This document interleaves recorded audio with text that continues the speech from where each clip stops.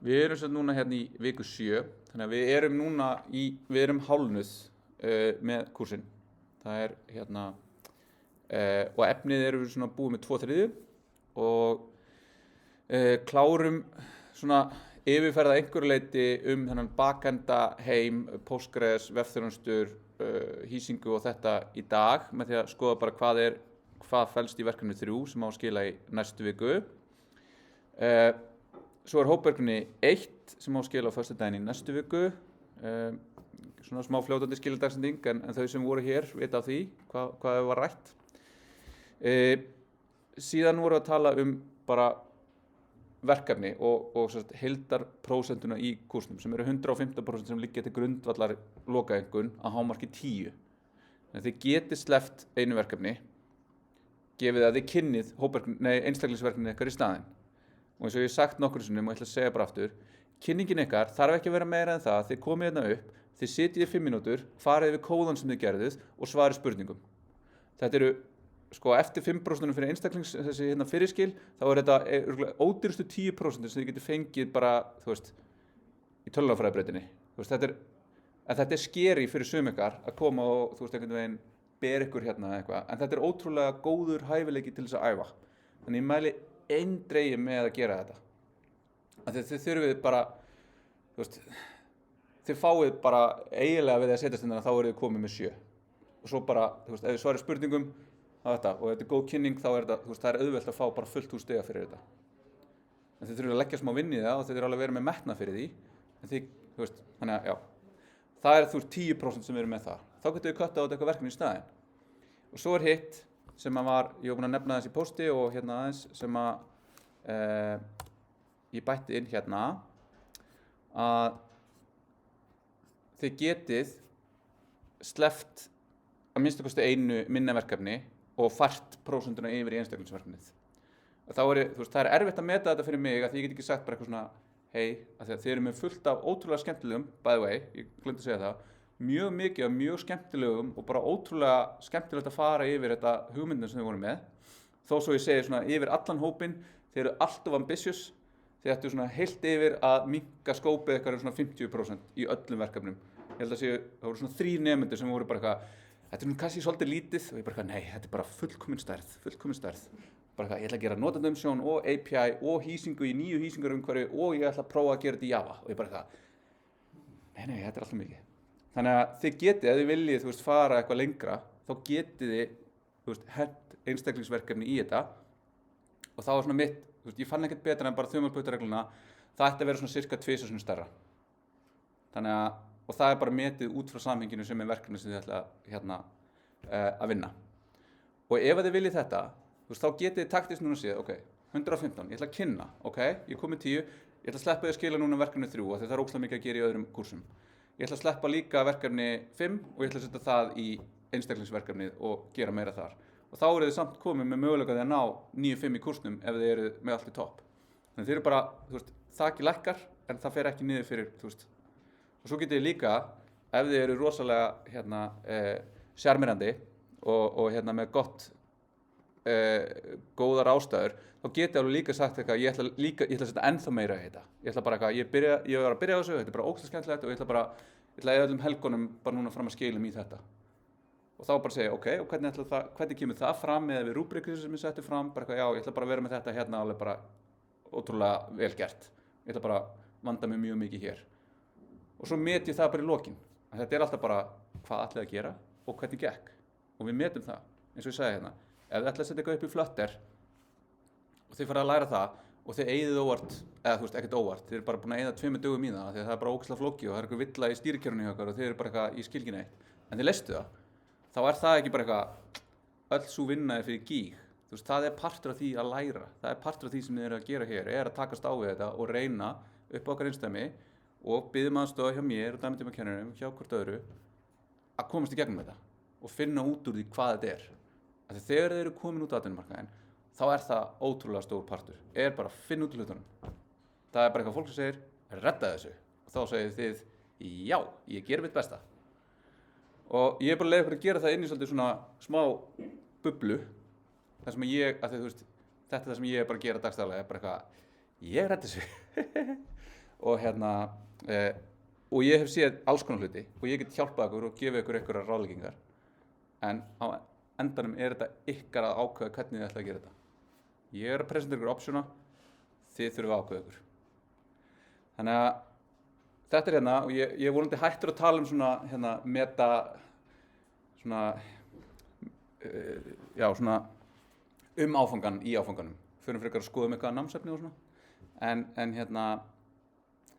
spáði þessu þegar nú við erum hálfnuð þannig að það þið þurfum að fara að ákveða núna hvernig þið ætlaði að lenda þessu og það alveg mörg ykkar ætluðu að vera byrjuð á einstaklingsverkefnum ykkur núna ég veit ekki hvernig það hefur gengið að ekkert plan lifir af að hitta mótherjan sem tími og athygli og allt hitt sem hægt að gera í staðinn fyrir að læra eins og þið kannski kannast við þannig að áður vitið af verður komin apríl og þið þurfum að skila þessu ok Verður sitja mörg fyrir það sem stendur fyrir verkefni umhverflega og aukaverkefni sem það kemur í stað fyrir verkefni Já, þið getið einhvern veginn skilgreind, ég ætla að gera þetta aukalega eða Verður sitja mörg á það?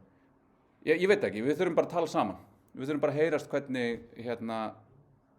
hvað þú ætlar að gera ef að planið var, ég ætla að gera vef fyrir sjálfa mig sem að mér finnst bæði það svona besta, af því að það hjálpar eitthvað svo líka þegar þið farið út og að sækja störf að vera með, eitthvað svona presence og það eitthvað, ég ætla ekki bara að vera með, CV þar sem ég segi, ég útskrifaðist úr þessu og hér mynda mér og eitthvað svona, heldur ætla ég líka að vera með eitthvað svona, hér eru verkefni, ég ætla ekki að embedda verkefni úr F41, ég ætla að prófa eitthvað nýtt, ég ætla að setja WebGL dæmi þarna inn bara þess að prófa mig áfram, ég ætla að setja þetta upp í einhverju CMS-kerfi sem að, sem við gerum í lokin í verkefni 5, en ég ætla bara að prófa það núna, getur ég hjálpað með álega og bara ekkert mál, finnum út úr þessu og stækkað á breiddina eða á dýptina. Þannig að það getur verið bara, ég ætla að búa bara til fulltestaðan kóða sem að bara feature complete miðað við þetta og bara, með alla featureuna, Þannig að það alveg, það erfitt að segja bara hvað, gera nákvæmlega þetta. Og þannig lífið. Eitthvað annað?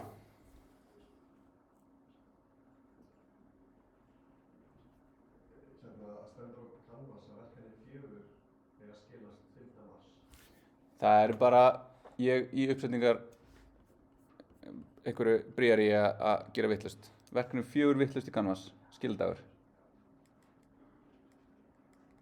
Ok, ég laga það. Ok, sko ég ætlaði, það var ætlað mín líka að taka í verkefni 3 og gera eitthvað með Redis, en ég bara ákvað að sleppa því og skópa þetta aðeins niður þetta verkefni því að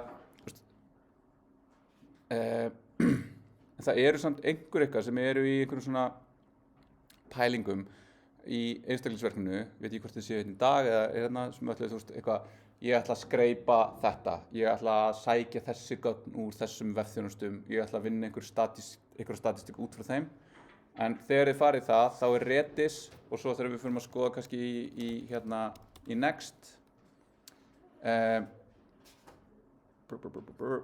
þá eru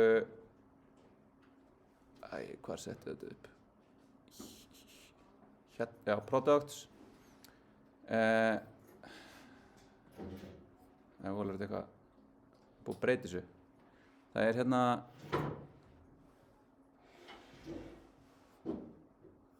Resource Center. Nei. Það er allavega, þegar þið eru búin að setja ykkur inn, logga ykkur inn í Vercel að þannig getum við séð eitthvað. Ok, hérna ég mitt bara í mínu, þá er undir Storage þá getið þið fengið já, það er eitthvað, ok, nú þetta komið í gegnum Postgres, nei, í gegnum Marketplace-ið.